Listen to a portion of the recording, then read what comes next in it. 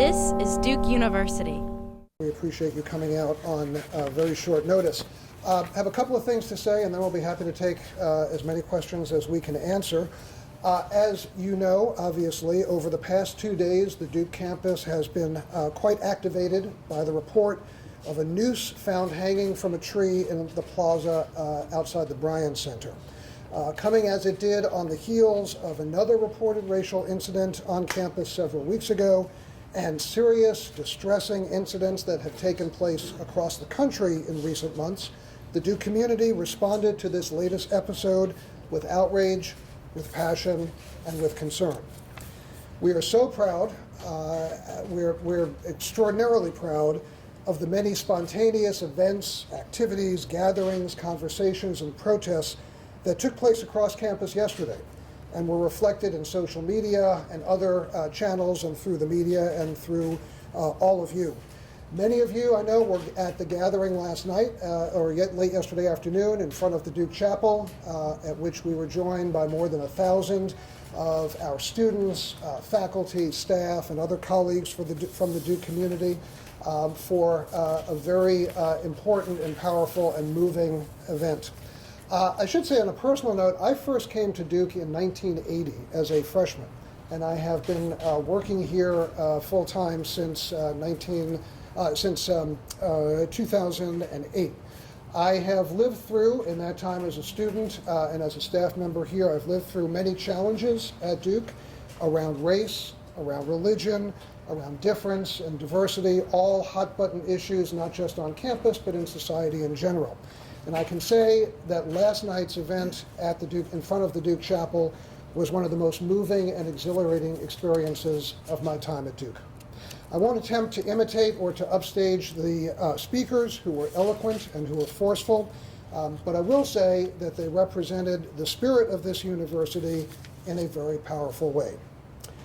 So today, we are here to report that an investigation by the Duke University Police and the Office of Student Affairs has resulted in the identification of a Duke student who has admitted being responsible for placing a noose in the tree on the Duke campus Wednesday.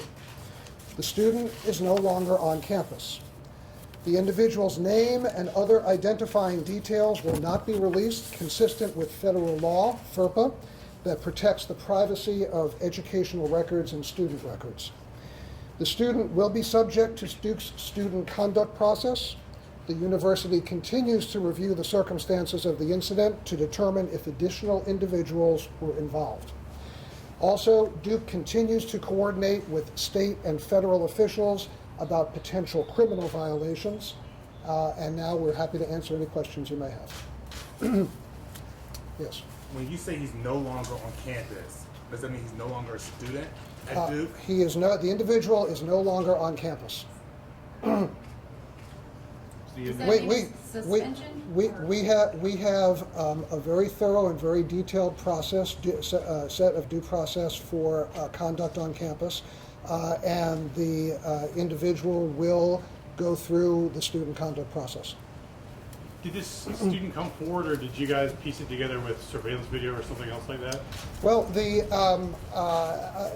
yesterday you may recall that a call went out from Larry Moneta, from President Broadhead, Provost Kornbluth, for request for information for anybody who had information about this incident, and a number of individuals, several individuals came forward with credible information to the Duke Police and to the Office of Student Affairs, and they were able to complete the investigation from there. When the student admitted that he was responsible, did he give a reason for his actions? At this point, we're not in a position to discuss motivation or anything beyond that, because that'll be part of the student judicial process. But the individual did admit that this person was responsible for the action. What's the timeline as to when you may be done with the investigation with the office and whatnot? With which investigation? With the judicial process. Well, that's there's a fairly precise set of procedures that we can go place, so we can send you the information. I can't put a timeline on it. I can't tell you about a date certain, but it will happen as quickly as we can do it thoroughly. Are there specific charges as part of this student? Well, that's what's being developed right now. When you say the person was a student, was it an undergraduate? Yes, So just so we're clear, there's no surveillance video of this you guys understand what That's this correct. conclusion based on people. that's correct. The investigation was concluded as a result of information that came forward from other members of the Duke community. Did this person do it alone? We are still completing an investigation to determine if other individuals need to be reviewed. Has the student had any trouble with the university in the past? If there's any information about the individual student, as you know, under FERPA, we're not in a position to comment on. Now, you mentioned that the student, that you all will deal with this on campus with the judicial process. Mm-hmm. Could these charges go beyond campus and Well, during police? Or? As I said, we are coordinating with the state and federal officials who are investigating possible criminal violations. You'll have to check with them for where they are in that process. State and federal agencies, what state and federal agencies? State and federal agencies, Well, which ones? the FBI. Are you able to release the gender of the student? No, The race? no. I know you can't give specifics, but generally, what's the ultimate punishment the student can face? Well, Larry, do you want to talk about the? Yeah, I want to be careful not to suggest that there's any particular outcome. Obviously, as our code of conduct acknowledges, sanctions can range from something as minor as disciplinary probation to expulsion. Those are all tools at our disposal, but way too soon to determine whether this incident would lead to any of the particular sanctions. The investigation will be thorough. The judicial process provides ample means for the student to discuss any basis for the behavior, and then a hearing panel will ultimately review the case and determine what an appropriate sanction may be. Mr. Moneta, with all the, with yesterday's events in mind, the silent protests, the forum that was attended by hundreds of students, and the fact that several people came forward to help break this case, what message and what does it say about the Duke community? Well, I'm extraordinarily gratified that students in particular were very quick to bring to our attention information that they had.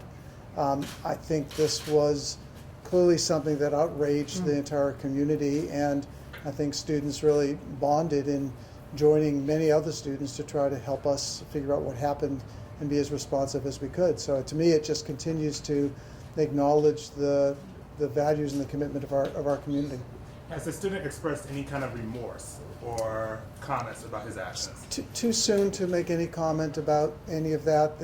This is all part of what the investigation will yield, and the opportunity for the student to speak to basis for the behavior. But none of that is yet in a position for dissemination. What do you want the Duke community to know moving forward? Because a lot of the students expressed concern that this incident happens, a lot of wording from the administration. Will this conversation, will these dialogue continue? Yeah, I mean, I think what was launched yesterday and actually has been going on for a long period of time persists. And the issues that were identified of concern, the challenges we have, are challenges that remain and that we need to work on. Today we can simply point to a collective action that says this is not tolerated on the campus. But that helps with regards to the specific behavior. But we have much work to be done, and I think you heard a collective commitment from the university at large to continue to work on the agenda. I want to return to the question of motive, because whenever an incident like this happens, there are folks obviously who believe say it's meant as an expression of racism, terrorism, etc. But there's also usually the question raised about whether it's a false flag sort of hoax. So I was wondering if you can say anything more about motive to suggest about where on the spectrum it lies. We're really not in a position to talk about motive. What we can say is this person acknowledged the behavior. On that basis, we've taken action such that the student is not on the campus, and we'll proceed with all of our formal investigative and adjudicatory processes to ensure that we have the right outcome. Is there any indication that the student may have been under pressure by any groups or anything like that on or off campus? If such pressure existed, it's not yet revealed itself to us, and all of that really emerges from the formal investigation to follow. Okay, anything else? And just really quick, no timetable yet on the judicial process. No formal timetable. I mean, the steps of the process are articulated in our conduct code. All of that is online, and we can provide linkages to it. Some of it obviously is timed by the concurrent law enforcement investigations, and we're always very careful not to interfere with that process. So it's hard to put a timeline on it because of that going on at the same time. So just to be clear, it would be the State Bureau investigation, the Federal Bureau investigation? Yes, Okay, and not the local police? that's correct. In terms of the panel of 3 individuals for the student conduct hearing, since this case has been so publicized, will any efforts be made to try to achieve a more unbiased panel? Way too soon. We're not at the point yet, and for non-Title IX cases, it's a 5-person panel. But we're not even there yet, so one step at a time. Okay, anything else? If not, thank you everybody for being here. Appreciate your interest in this story, and we'll see you next time. Produced by Duke University,